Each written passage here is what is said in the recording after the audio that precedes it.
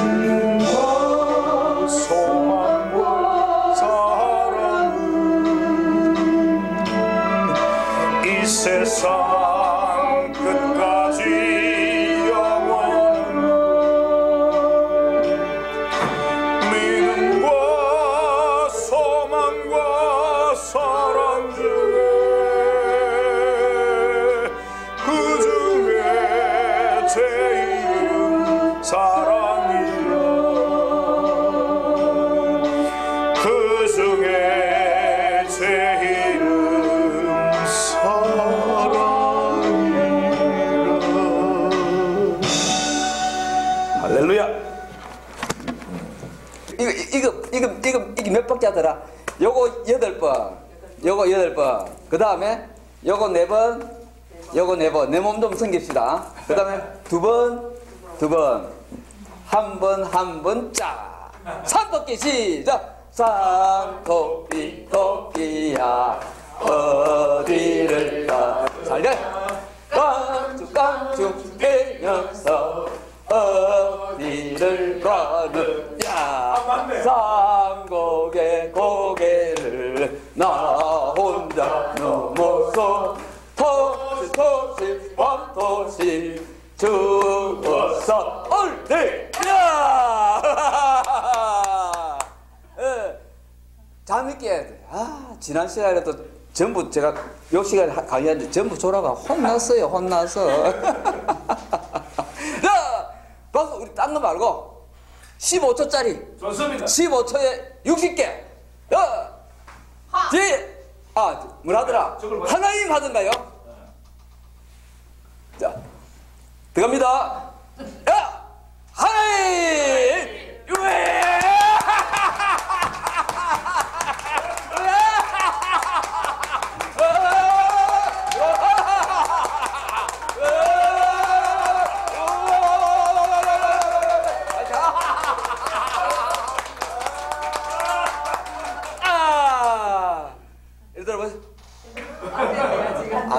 안 빨갛고 항상 빨갛고 회장님 안 빨갛고. 이 피가 많아 빨갛습니다. 성김은 제가 좀 이따 성김은 또 이렇게 뒤로 내려가는 게 성김입니다. 사랑 먼저 하겠습니다.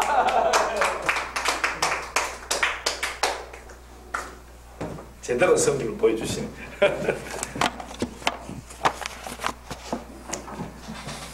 자, 2장 사랑을 통한 치유 하시기 바랍니다.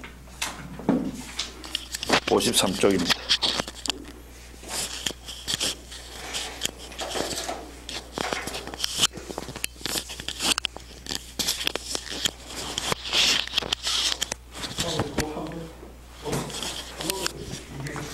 일하면은 여기 뻘쭘한 일어나면 안 되거든.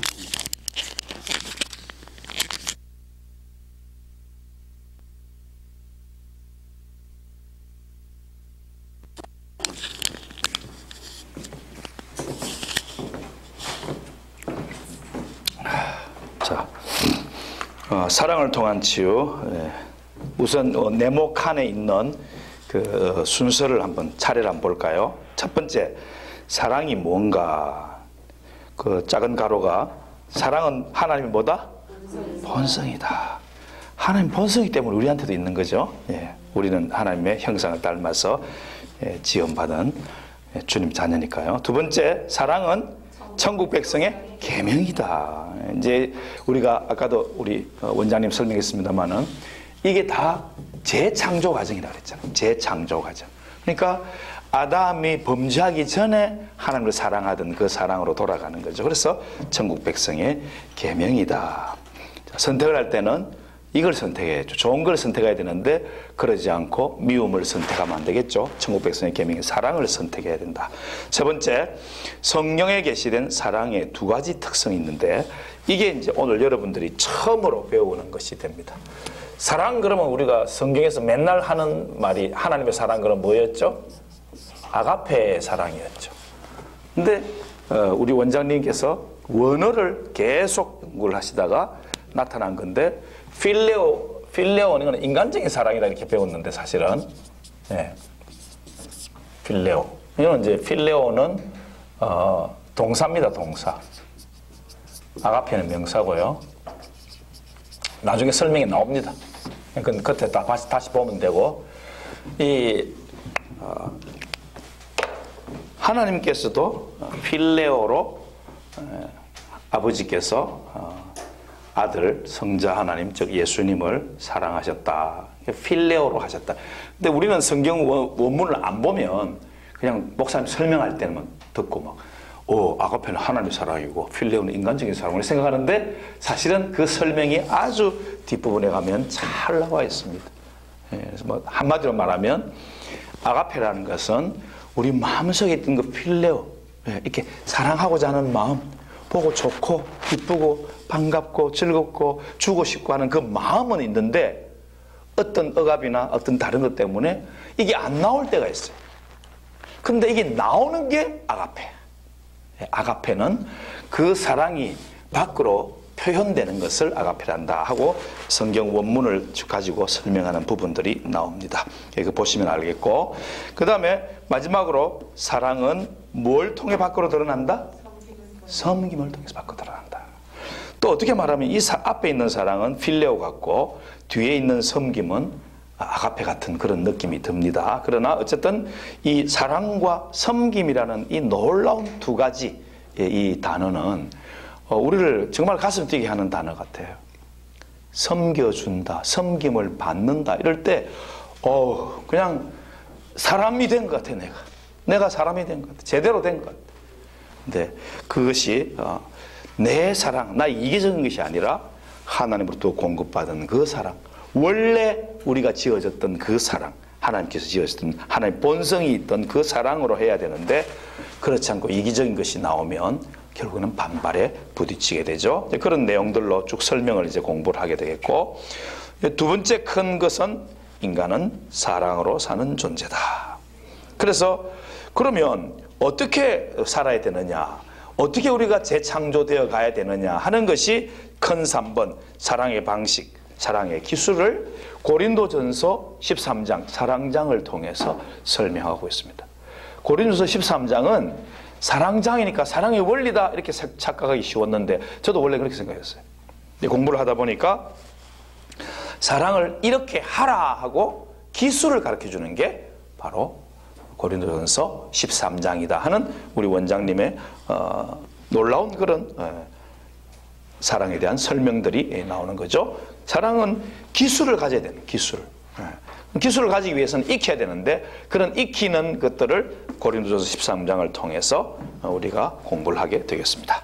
그리고 결국에는 이런 사랑, 원래적인 사랑을 가지고 우리 주님께서, 예수님께서 치유하셨다 하는 그 내용들로 이제 쭉 공부를 하게 되겠습니다.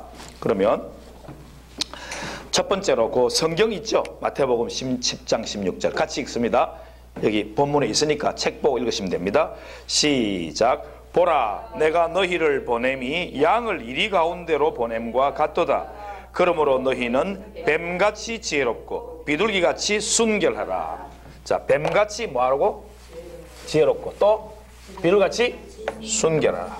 뱀같이 지혜롭고 비둘기같이 순결하라.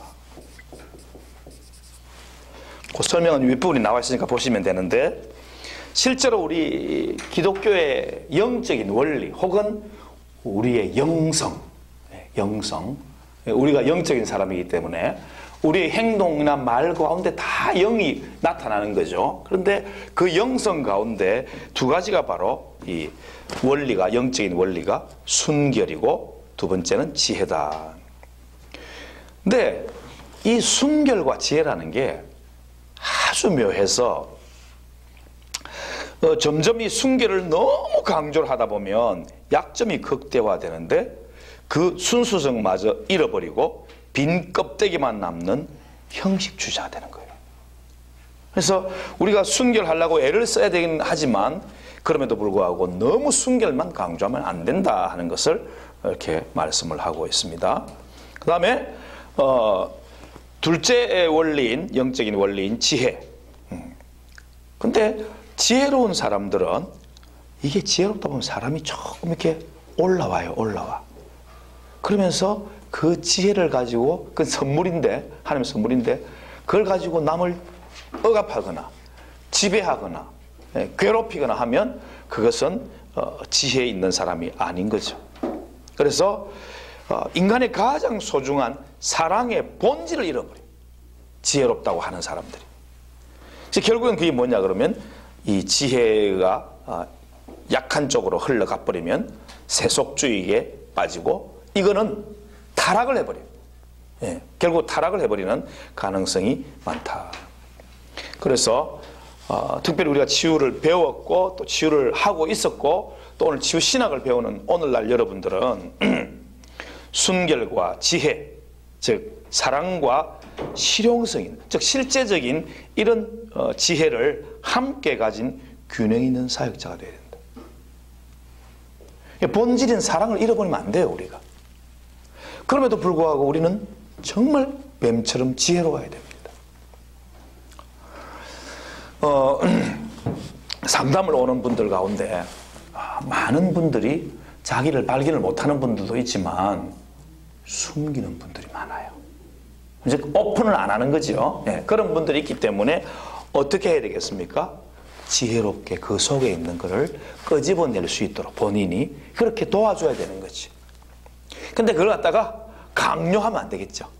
강요하는 것이 아니라 이 사랑의 본질을 잃지 않고 주님의 마음으로 그 속을 만져주면서 이렇게 토해낼 수 있도록 해줘야 되는 거예요. 이게 우리 치유 사역자의 두 영적인 원리다. 순결과 지혜. 그래서 페이지 넘어갔어요. 사랑은 무엇인가? 사랑은 무엇인가? 뭐 그냥 사전적인 존재로는 사전적인 의미로는 어떤 사람이나 존재를 몹시 아끼고 귀중히 여기는 마음이나 또 혹은 그런 일이다, 이렇게 사전적으로는 말을 합니다. 그러나 이렇게 한두 문장으로 설명하기에는 참 부족한 게 바로 사랑이죠. 그것은 사랑이 무한하신 아버지 하나님의 속성이고 이 광대하시고 무한하신 하나님부터 나온 사랑을 우리 인간들이 맛보고 경험하기 때문에 하고 있기 때문에 한두 마디로는 정의하기가 어렵죠. 그래서 1번 사랑은 하나님의 속성이다 하고 사랑을 설명하는데 저는 이걸 설명하는 가장 좋은 방법은 정말 이쁜 사랑을 하는 사람들을 보면서 너무 귀하다, 이쁘다, 좋다 하는 그런 사랑이 진짜 하나님의 사랑이에요. 근데 거기에 인간의 욕심이 들어가면요 반드시 뭔가 이 문제가 생기고 삐그덕거리고 그 반대적인 급부로서 싸움이 일어나게 되는 것이 나타나는 거죠. 그러니까 사람은 사람을 읽을 수가 있어요. 그 속 중심에 정말 자기를 사랑해서 하는 것인가, 그렇지 않고 자기의 이득을 취하려고 하는 것인가 하는 게 나타나게 되어 있어요. 그래서 사랑은 하나님의 속성이다 할 때 하나님께로부터 오는 좋은 거, 가장 좋은 거, 이 하나님의 사랑을 모르고는 정말 사랑을 할 수 없고, 다 그 속에는 자기의 이기적인 생각이 있을 수밖에 없다. 가장 좋은 예로 여러분들, 이 사랑을 가장 많이 나타낼 수 있는 이 땅에서의 영어 한마디로 딱 말하면 사랑을 제일 나타낼 수 있는 게 뭐겠습니까? 사랑하면 딱 생각나는 단어. 네? 그거는 맞긴 하지만 그거는 이제 나중에 기술에 나오고, 사랑하면 딱 생각나는 거 이 땅에서. 사랑하면 사랑의 대명사 있잖아. 엄마. 엄마 그러면 사랑이잖아요, 사실은. 엄마. 부모 이렇게 되겠지만 부모보다는 사실은 사랑 그러면 엄마잖아요. 네. 근데 이 엄마의 사랑이 오염이 안 돼 있습니까? 실제로 엄마의 사랑 그러면 자기를 희생하고 다 주는 건 맞긴 맞아요. 그럼에도 불구하고 오염이 돼 있어. 그래, 어떻게 오염이 돼 있느냐? 처음에는 막 너무 귀엽고 사랑스럽고 애하다가 점점 갈수록 어떻게 합니까? 어떻게 키웠는데 그래. 잘 아시네. 그러니까 내가 생각대로 커져야 되는데 이놈이 안 커. 이 XX가 안 커, 이게. 그러니까 우리의 화가 나오고. 근데 이 화는 사실은 사랑의 화이긴 하지만, 그러나 우리가 참 아담의 자손이기 때문에 좋은 말이 안 나는 거지. 그래서 내가 너를 어떻게 키웠는데 라면서부터 시작해가지고 우리가 자랄 때는 나가 돼져라 이 말을 얼마나 많이 우리 할머니들 엄마들이 하고 살았는지 모르겠어요. 그때 죄인지도 모르고 우리는 욕인지도 모르고 듣고 살았 것 같아. 그렇지만 어떻든지 그게 처음으로 아이가 이제 물론 나가서 이렇게 상처를 받는 경우도 있지만, 그거는 이제 한방 붙고 나면 그만인데, 그리고 다시 또 화해하고 막 그러는데, 친구들 사이에 그러는데, 엄마 아빠에게 받은 그 상처는 오래 가잖아요. 예. 그래서 이 오염이 된 거라. 엄마의 사랑, 아빠의 사랑이 오염이 되어 있는 거예요. 그래서 우리가 참 이 사랑의 속성, 사랑을 우리가 말할 때 하나님께로부터 온 거다. 가장 좋은 거다. 근데 우리 사람들은 가장 사랑을 나타내는 좋은 표현이 바로 엄마인데, 이 엄마의 사랑조차도 사실은 오염이 되어 있어가지고 내가 못했던 거를 하게 하려고 막 공부를 막 엄청나게 시킨다든지, 옛날에 우리는 학원도 안 가서 뺑뺑이 돌고 뭐 이렇게 해놓고는, 우리 때는 없었습니다만은 학원이라는 자체가 별로 없었습니다만, 초등학교 때부터 막 태권도 피아노, 미술 또 요즘은 또 수학, 영어 따로 막 얼마나 많이 시키는지. 초등학교 애들이 저녁에 오면 7시 6시 7시가 보통이고요. 그렇더라고 보니까.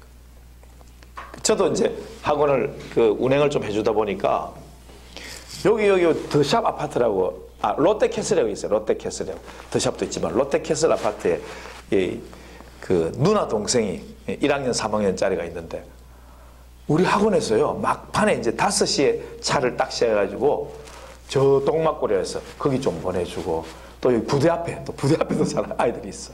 그 부대 안에 들어가 있는 7성 아파트하고 이제 푸르지 아파트가 있는데, 거기도 또 데려줘야 되고, 또 이제 여기 근방에 또 데려주고, 마지막으로 오는 게 여기인데, 세상에 지난번에는 1시간 7분을 타는, 너무 아이들이 많이 타가지고.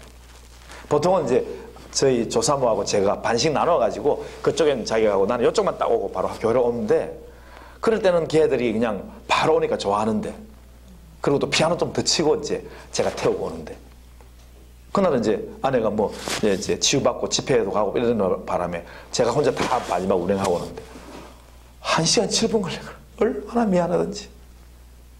예. 그래서 아이들에게는 참 이 엄마의 사랑이, 오염되지 않는 엄마의 사랑이 가장 좋은 하나님의 사랑을 보여주는 것이고, 또 나머지 이런 모든 세상에 되어가는 일들 가운데서는 이 마음이 안타까움이 있어야 된다. 저도 마음이 어떻게 안타까울 때는 너무너무 미안한 거라, 그 아이들에게. 그래서 참 순결하게 우리가 이 사랑으로 사람들을 대하고 또 돌봐주고 또 이제 공부하겠습니다만 섬기고 하는 거, 이런 것들이 정말 하나님의 속성 가운데서 타고 왔을 때에 그 아이들이 그걸 느끼는 거예요. 그래 이제 저희 조사모하고 이제 저희 은향이가 피아노 학원을 하는데, 처음에는요 아이들 안아주는 걸 잘 못했어요.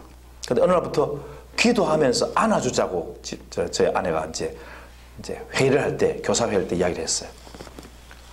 한 번 안아주기 시작하니까요, 아이들이 먼저 와서 안기는 거라. 그러면서 막 모든 이야기를 다 해요. 어떤 이야기 할까요?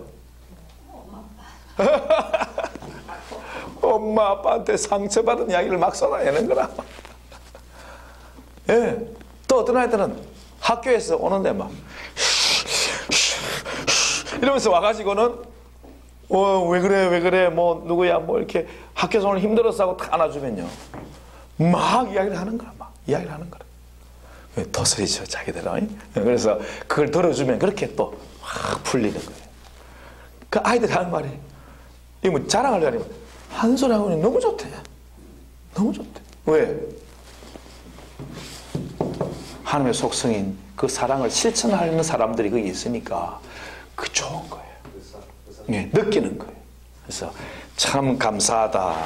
그래서 비록 우리가 좀 오염은 되어 있습니다만은 어떨 때는 막 그 학원에서 막 아주 자기 표현이 강한 애들은요, 그 부모에게 상처를 많이 받은, 화가 나가지고 뭐라 그러잖아요. 막 씩씩거리면 야 그러지 말라고 하는데 처음에 말 안 듣잖아요.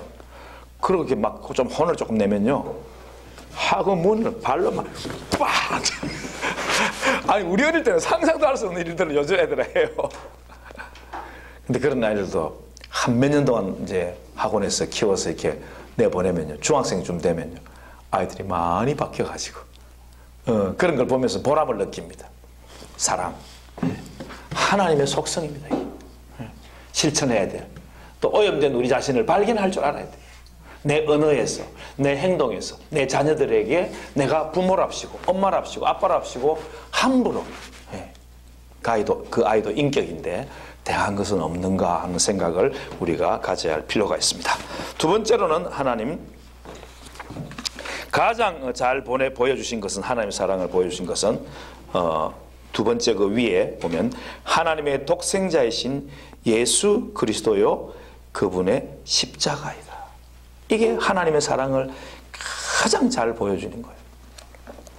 우리는 십자가 그러면 빨간 게 없네. 십자가 그러면 하나님의 무엇과 무엇이라고 그럽니까? 공의와 사랑의 참 표현이 바로 십자가 아니겠습니까? 하나님의 공의와 사랑. 근데 우리가 지우신하게 설명하기를 공의와 사랑은 동전양면 혹은 손바닥 안무가 바꿔 같다. 하나님 나라는 의의 나라인데 그 의를 뒤집으면 바로 사랑이라. 참 이런 멋진 설명을 나는 우리 정 목사님이 듣고 그렇구나. 사랑은 다른 것이고 의는 다른 것인가 생각했는데 이 손바닥 안과 밖과 같은 것이다. 네. 사랑하지 않으면 의를 행할 수가 없죠. 네. 잘못된 것을 어떻게 보는 것이 사랑이겠습니까? 고칠 수 있도록. 대신에 오염된 고침이 아니라 진정한 하나님의 사랑으로 고쳐나가야 되겠죠. 그래서 언어를 조심해야 되고 행동을 조심해야 되는 거죠. 그럴 때 잘못된 것이 의로 바로 잡아지지 않겠습니까? 그래서 공의와 사랑이 십자가인데, 공의는 우리의 죄를 용서하시기 위해서 십자가에서 예수님이 달려 돌아가시는 거죠. 사랑은 자기 아들까지 아끼지 아니하시고 우리를 사랑했기 때문에 십자가에서 자기 아들을 내어주심으로 우리에게 대한 자기의 사랑을 확정하시는 거죠. 이게 하나님의 공의와 사랑이 완성된 십자가. 근데 그만이 끝이 아니죠. 그 원죄를 다 우리에게 해결하고 나서는 치유의 과정을 우리가 겪을 수 있도록 이 땅 사는 날 동안에 그 십자가의 사랑으로 주님은 다 이루셨지만 우리에게 이 사랑을, 공의를 적용할 수 있도록 시간을 주시는 거죠. 천국에서 살 수 있도록. 공의로우신 주님과 함께 살 수 있도록 이 땅에서 우리가 치유받으면서 점점 하나님의 공의와 하나님의 사랑을 닮아가는 존재가 되어가는 것이죠. 그래서 사랑은 하나님의 속성이다. 그것이 가장 잘 나타내 주는 것이 바로 예수님의 십자가였다 하는 것을 우리는 너무나 오래 익히 잘 들어 알고 있고, 이것을 이제는 체험적으로 십자가만 생각해도 눈물이 나고 감사하고 이런 영적인 깊이까지 이제 다가가야 될 줄로 압니다. 두 번째는 사랑은 천국 백성의 새 계명이다. 요한 1서 4장 7절 했는데, 요한복음 13장 34절에 보니까 밑에 두 번째 성경 구절입니다. 새 계명을 너희에게 주노니 서로 사랑하라. 내가 너희를 사랑한 같이 너희도 서로 사랑하라. 그 밑에 요한 1서 4장 11절 12절 사랑하는 자들아 하나님 이같이 우리를 사랑하셨은즉 우리도 서로 사랑하는 것이 마땅하도다. 어느 때나 하나님을 보는 사람이 없으되 만일 우리가 서로 사랑하면 하나님이 우리 안에 거하시고 그의 사랑이 우리 안에 온전히 이루어지느니라.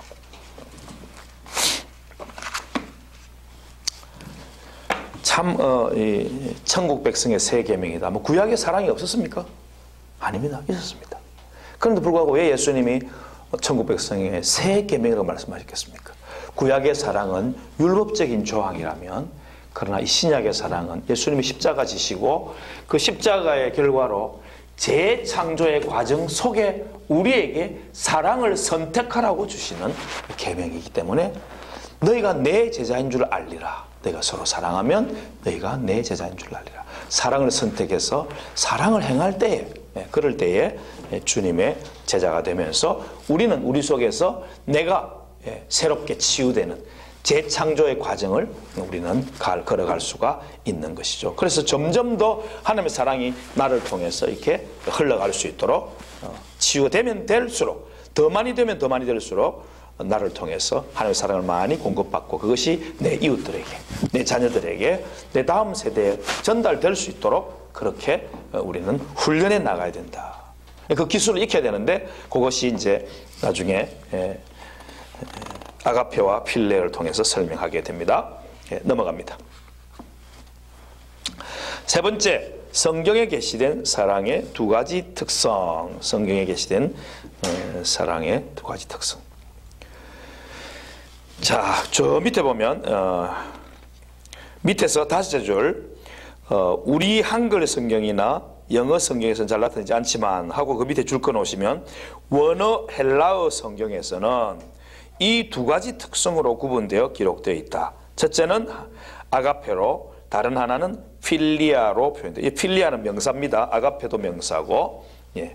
그래서 치유신학에서 발췌한 그런 내용들이니까 한번 보십시다. 넘어가서 하나님과 넘어갑니다. 주의 백성된 신자 사이의 사랑은 흔히 아가페 사랑으로만 알고 있는 것 같다. 그런데 요한복음 21장의 내용과 신약의 다른 성경 원어를 살펴보면 이것은 사실이 아니다. 먼저 요한복음 21장 15, 17절에 나타난 사랑은 두 가지로 표현되고 있습니다. 흔히 아가페로 알고 있는 아가페는 사랑이지만 아가파오, 사랑하다 하는 것이죠. 이건 하나님 사랑을 알고 있는데 그것이 아니라는 거고, 두 번째 형제 사랑, 명사로 필리아인데 이제 동사로 말하면 필레오, 이렇게 오자가 뒤에 붙으면 동사거든요. 헬라어는. 그래서 필레오라는 동사가 있습니다.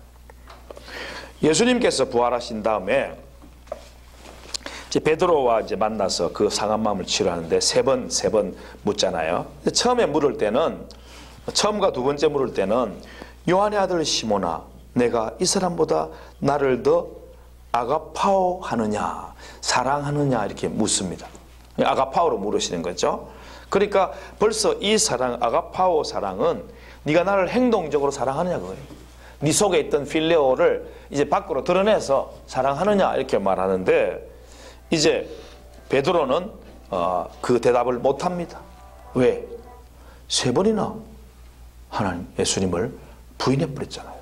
자기의 구주여 스승인 예수님 부인해 버렸잖아요. 그래서 베드로는 내가 주를 사랑하는 줄 주님이 아십니다 할 때 그 사랑하는 줄 할 때 그 사랑하는 줄은 뭐라고요? 아가파가 아니고 필레오라, 필레오. 그러니까 주님, 내가 분명히 주님을 사랑하긴 사랑하는데 마음속에는 정말 사랑하는데 아가페를 안 나가요. 내가 약했어. 내가 죄인이라서. 내가 죽음이 두려웠어. 주님을 부인하는 자리까지 갔지만 그래도 내 속에 있는 주님 사랑은 주님이 아시지요? 그런 표현이라는 것이죠. 설명 봅시다. 동그라미 1번 아가페 사랑. 그 둘째 줄에 즉 이것은 대상 관계에서 상대를 향하여 마음에 있는 사랑이 행동으로 표현되는 사랑을 말한다. 줄 꺼놓으시기 바랍니다. 아가파오, 아가페 할 때는 뭐라고요? 내 마음속에 있는 사랑이 뭘로 표현돼요? 행동으로 표현되는 그 사랑을 아가페 사랑이라고 말한다. 그래서 하나님께서 일반적으로 행하시는 보편적인 사랑과 십자가의 사랑처럼 하나님의 행위로 나타나는 사랑임을 알 수 있다. 그것도 줄 꺼놓으시기 바랍니다. 자, 하나님이 세상을 이처럼 모아사 아가페하사 독생자를 주셨으니 이 아가페는 뭐라고요? 행동으로 나타낸 사람. 그러니까 독생자를 실제로 우리를 위해서 이 땅에 보내주신 거예요. 우리 속으로만 있는 게 아니죠. 밖으로 표현이 된 거죠. 그래서 하나님 우리를 사랑하시는 사랑을 우리가 알고 믿었노니 하나님은 사랑이시라 할 때 아가페가 계속 나오는데 이 아가페는 뭐다? 행동으로 우리를 위해서 정말 아낌없이 아들을 주시니까 그와 함께 더 모든 것을 더 주시지 않겠느냐. 예수님처럼 자신의 생명을 주시고 더 풍성한 삶을 누릴 수 있도록 치유를 주시고 우리가 아직 죄인 되었을 때 그리스도께서 우리를 위하여 죽으심으로 하나님께서 우리에게 대한 자기의 사랑을 확증하셨느니라. 그리스도께서 우리를 위해서 죽으심으로 이렇게 직접 주신 것을 사랑 아가페라고 말씀을 하고 있습니다. 또 사랑은 이것이니 우리가 그 계명을 따라 뭐 하는 것이요? 행하는 것이요. 행할 때 그것을 아가페라고 우리는 사랑이라고 적을 수 있다는 거죠.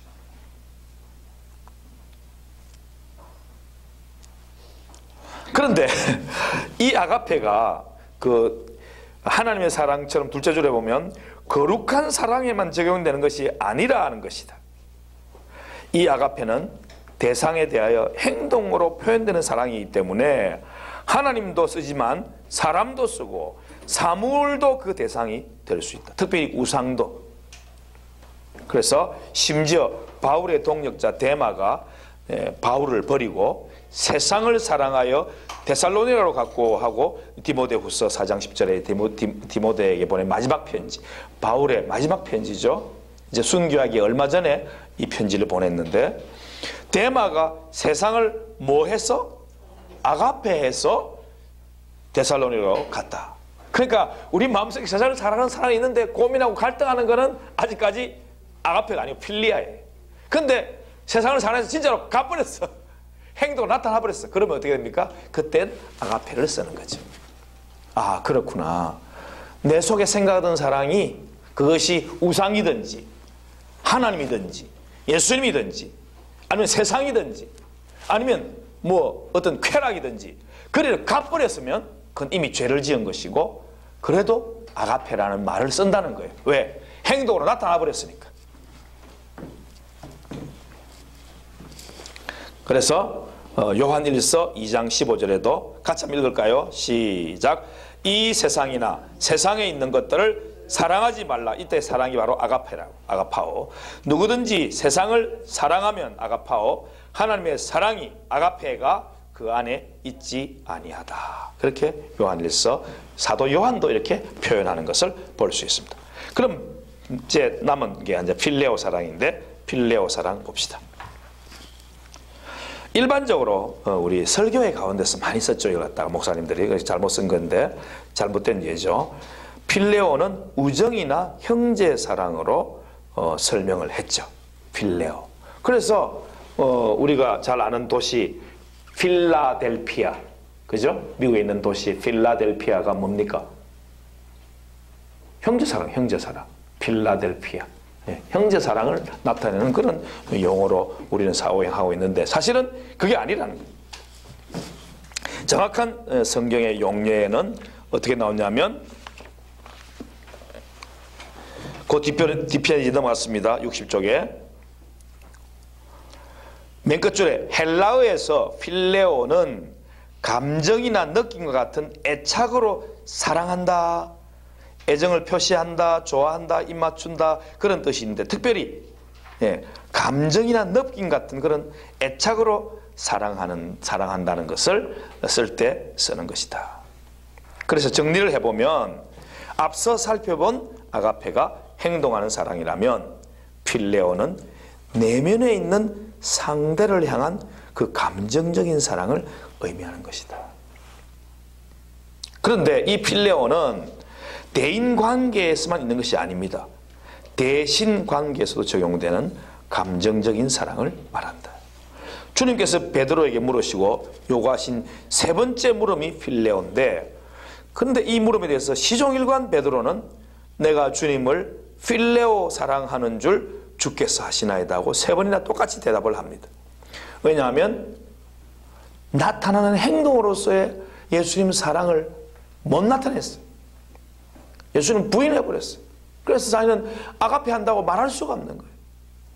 그냥 내 마음속에는 필레오가 사랑이 있습니다. 이렇게 참 마음이 타는 마음으로 이제 부활하신 예수를 만나서 그렇게 말씀을 하는 거죠. 근데 그 이후에 물론 베드로도 성령 충만을 받고 이제 70인 성도 문도들과 함께 제자들과 함께 성령 충만 받고 초대교회에 놀라운 그런 앞선 지도자가 되었습니다마는 순교의 길까지 가게 하는 그 행동은 왜 나타나는가? 어떻게 나타났는가? 부활하신 주님을 마음속에 모시고 그 부활하신 주님을 증거하기 위해서 그의 평생을 다 바치면서 베드로는 그렇게 아가페 사랑을 정말 하나님의 사랑을 행동으로 보여주은 것이죠. 그래서 부활 이후에 우리 베드로도 아가페로 예수님을 사랑한 걸 보여주죠. 예. 부활 전에는 감히 아가페 한다고 말 못했죠. 행동으로 못 나타냈죠.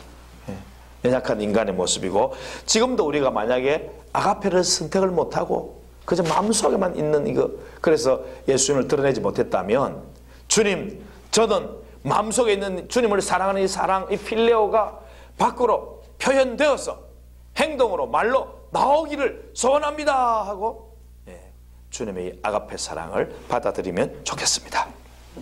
그래서 마태복음 10장 37절 같이 읽어볼까요? 예수님 말씀입니다. 시작. 아버지나 어머니를 나보다 더 필레오하는 자는 내게 합당하지 아니하고 아들이나 딸을 나보다 더 필레오하는 자도 내게 합당하지 아니하다. 그러니까 아버지나 어머니를 더 필레오하든지 아니면 아들이나 딸을 내보다 더 필레오하든지 아니면 나를 예수님을 더 필레오하든지 해라 이런 거죠. 예. 여기 필레오는 뭡니까? 결국에는 사람들에게도 쓰고 예수님에게도 쓰는데 그 말은 내 마음속에 사랑이 있어야 된다. 마음속에 사랑도 없으면 나타내는 건 아예 없는 거죠.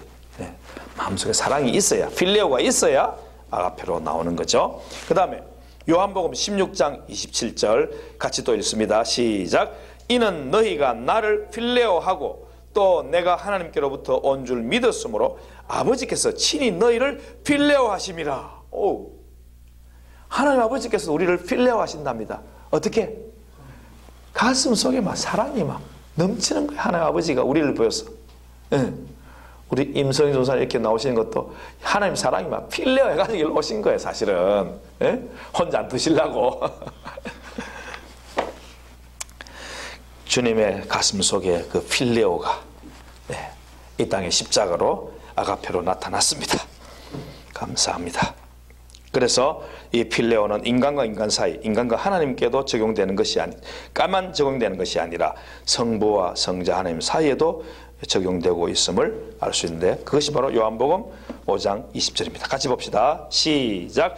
아버지께서 아들을 필레오하사 자기가 행하시는 것을 다 아들에게 보이시고 또 그보다 더 큰 일을 보이사 너희로 놀랍게 여기게 하시리라.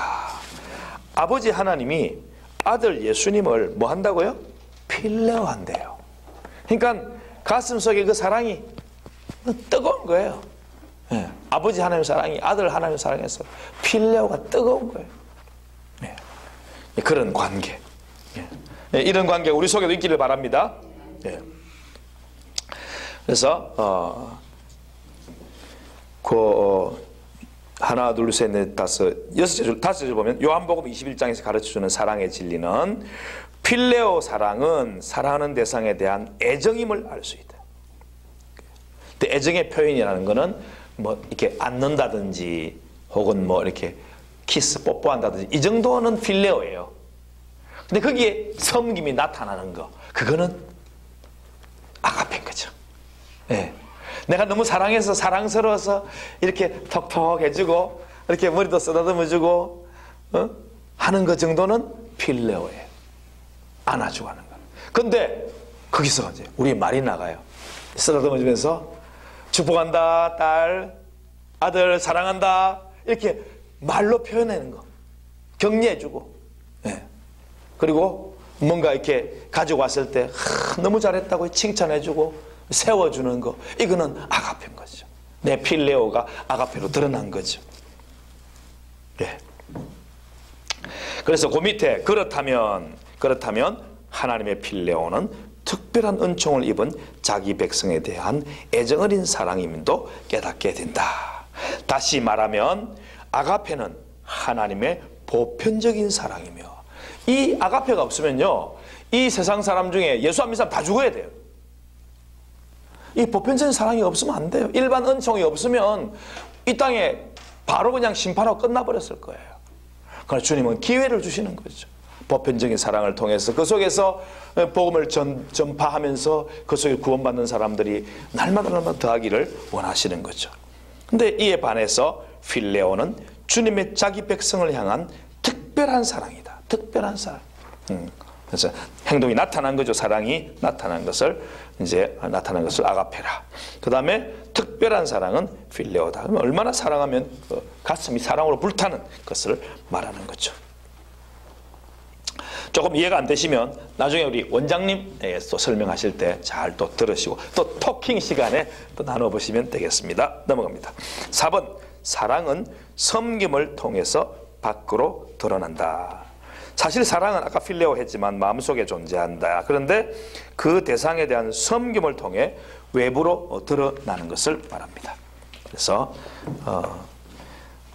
사랑은 그 특성상 그 줄 끊어오시 바랍니다. 그 사람의 마음속에 존재하는 것이다. 즉 사랑의 행동은 마음으로부터 출발한다.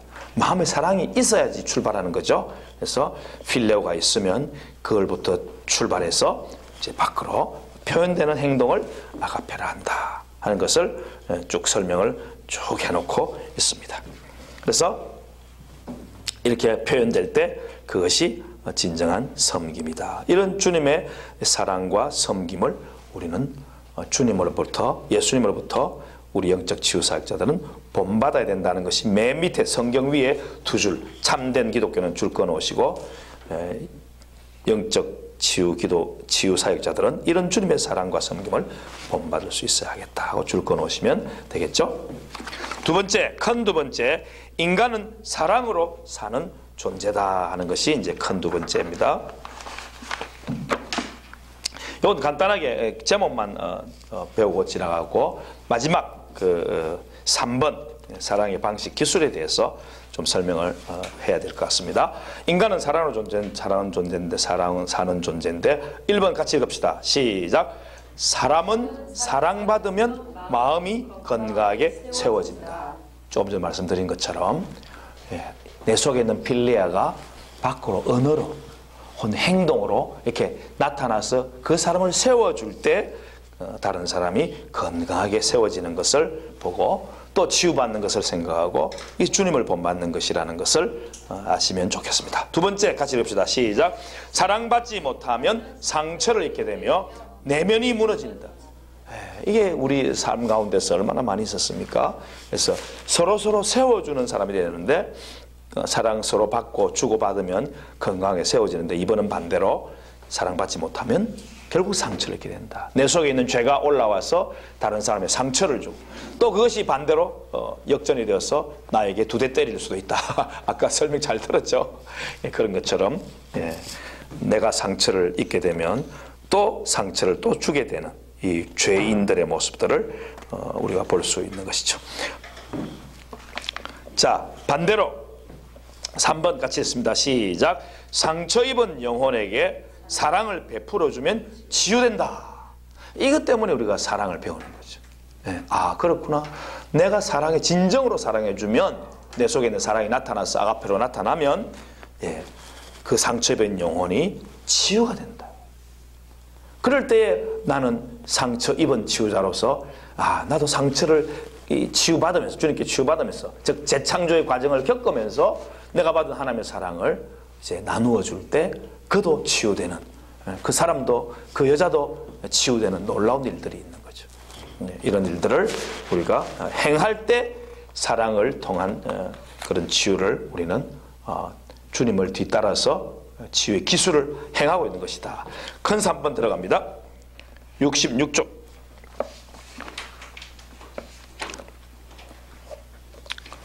사랑의 방식, 기술.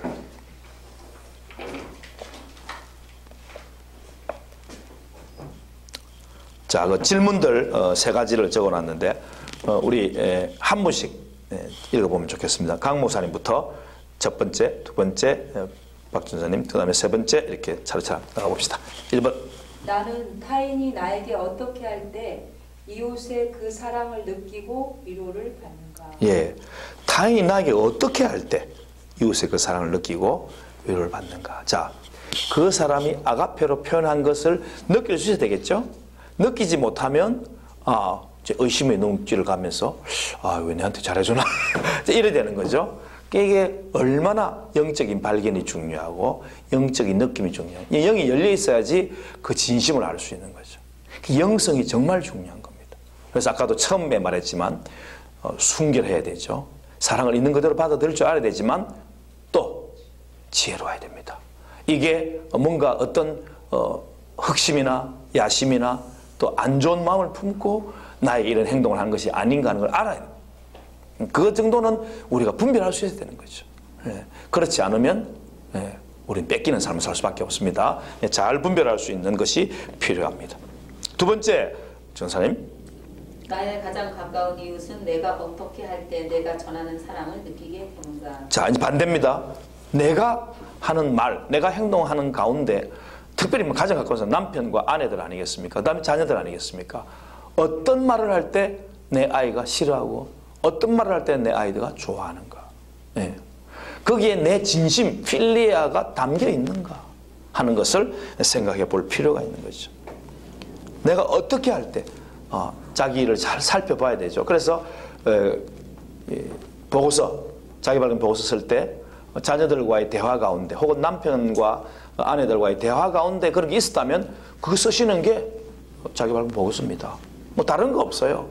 우리의 삶 가운데 나타나는 것을 자기 발견 보고서로 써주시면 됩니다.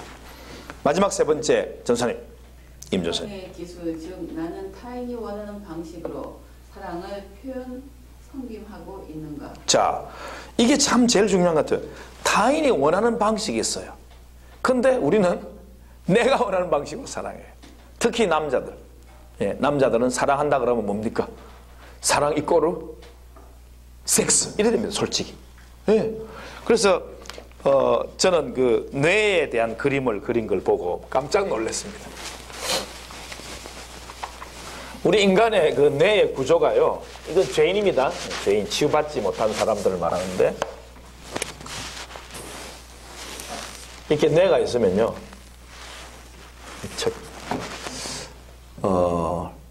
남자들의 머릿속에는 이만큼 다 이런 게 있대.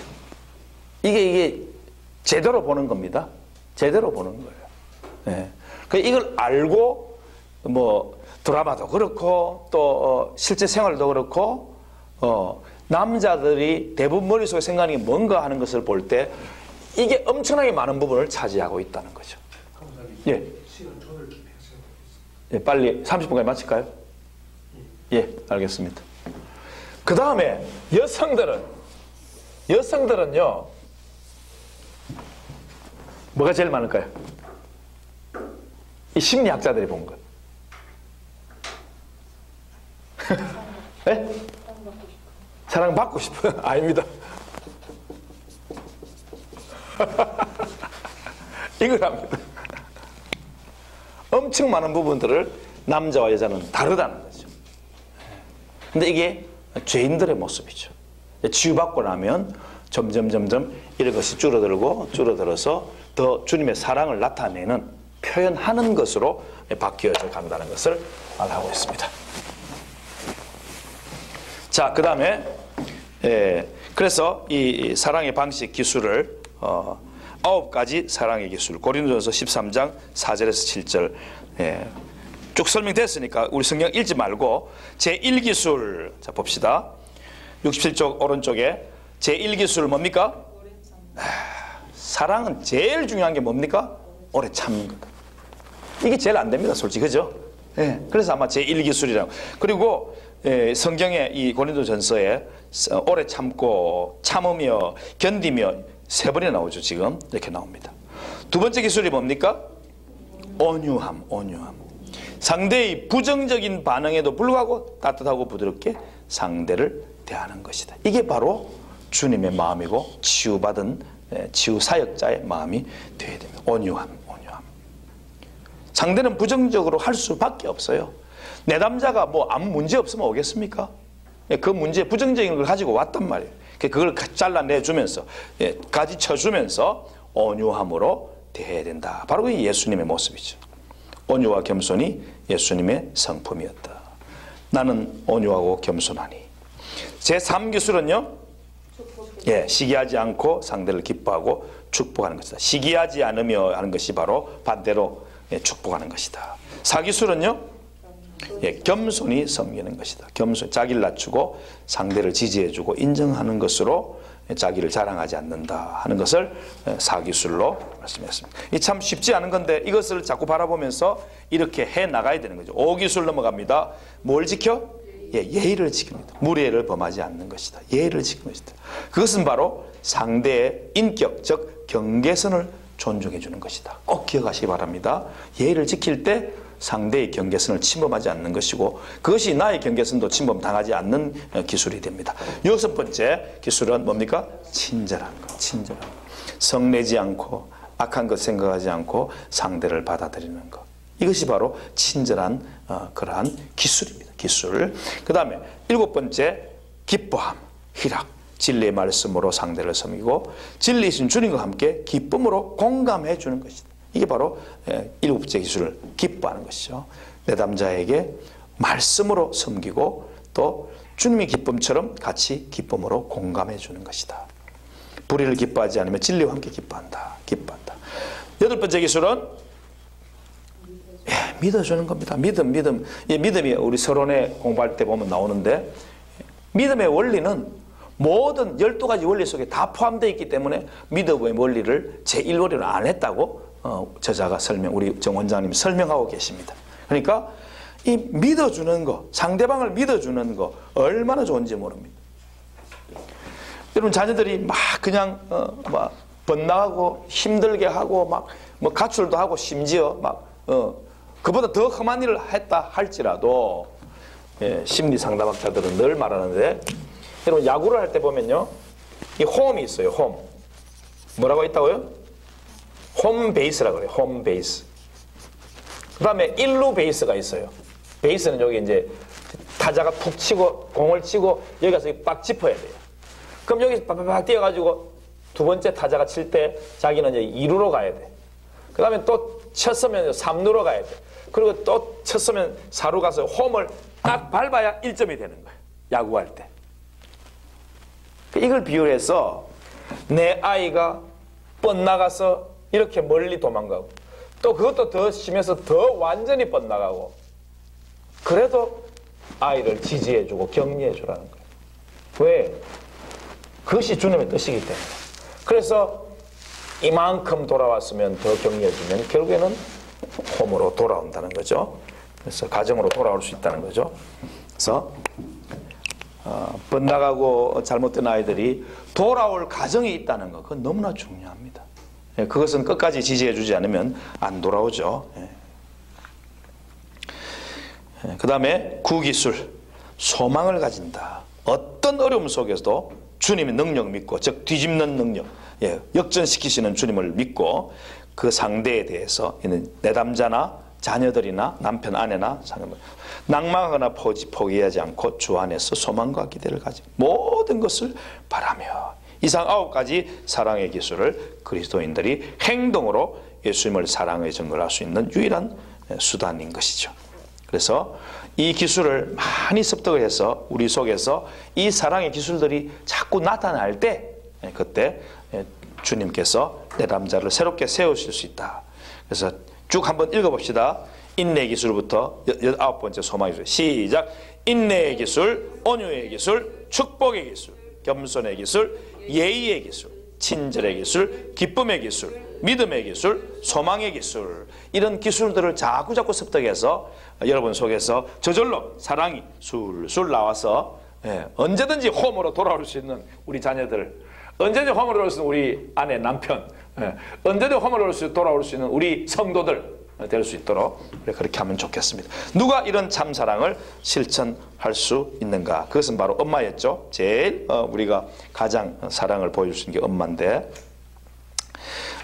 실제로 아무리 좋은 부모라 해도 그 사랑함이 인간을 향한 하나님의 사랑은 비할 바 못되기 때문에 이런 것은 은사로만 가능하다. 은사로만 가능. 내게 사랑이 이렇게 막 처음부터 사랑이 넘치는 사람을 생각하지 마시기 바랍니다. 주님께 공급받아야지 우리가 그 사랑을 내줄 수가 있는 거죠. 그것을 꼭 기억하시면 좋겠습니다. 마지막으로